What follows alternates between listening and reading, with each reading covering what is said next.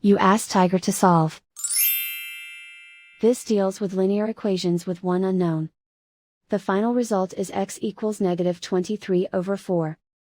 Let's solve it step by step. Group all constants on the right side of the equation. Subtract 9 from both sides. Simplify the arithmetic.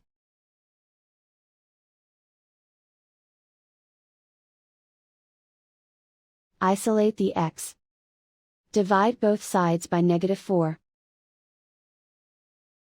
Cancel out the negatives. Simplify the fraction.